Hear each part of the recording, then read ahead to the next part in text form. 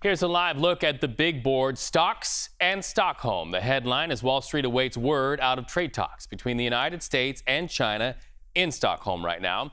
So investors really hope to see a resolution in an escalating trade war between the world's two largest economies. That's a big deal meeting, and so is this one. The Fed's meeting for 2 days, weighing the state of our economy and the question about whether to reduce interest rates. So we're going to get to that in a moment. But first, new numbers just in this morning give us a fresh read on consumer confidence. So let's get to CBS News MoneyWatch correspondent Kelly O'Grady. Kelly, I'm a consumer. Should I be confident if I'm going to be like everybody else?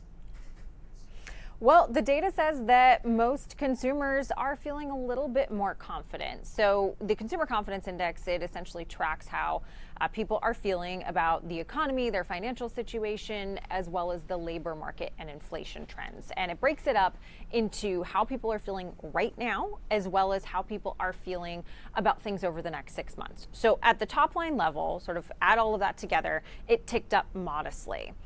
When you break it apart, though, people felt less good about things right now and more positive about things in the future. That's really what boosted the overall look to be more positive. The one thing that I will highlight is that how people feel about the labor market right now is what dragged things down a touch. And that gives me a red flag as we go into that all-important jobs report on Friday. Consumers aren't always right in terms of how they feel and their perception about things, but it does give us anecdotal evidence that people are feeling like there aren't as many openings and they're having more trouble finding a job if they are out of work. And you mentioned the Federal Reserve. These are all the types of things that they're going to take into account at that all-important decision tomorrow that we are likely going to see no change. I do sound like a broken record, but yet again, no change.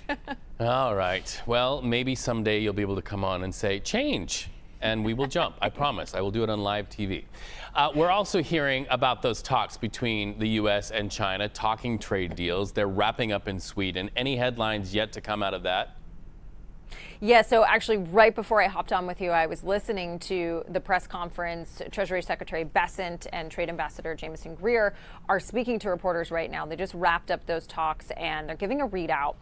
We do not have a go-ahead on the pause. Remember, this was the 90-day pause on all of those big tariffs with China was set to wrap up August 12th. And the big sort of so what coming out of this was, hey, are we going to extend that pause as these sides continue to negotiate? What we have heard is that the talks were very positive, but they are going to go back to the president in Washington now, and they are going to let him decide if he wants to continue the pause during these negotiations. So it's sort of more to come there.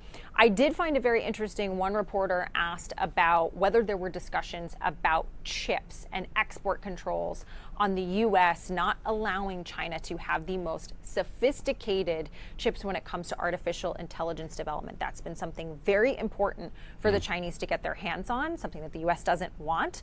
They actually said that they didn't talk about that today and that the focus was more on trying to push China to become a more consumption-based economy, aka buying more goods from other countries. And of course, the U.S. wants China to buy more from us. Didn't seem like they came to an agreement there. But overall, the headlines, at least from the U.S. team, we haven't heard from the Chinese team, is that these have been positive and there's more to come.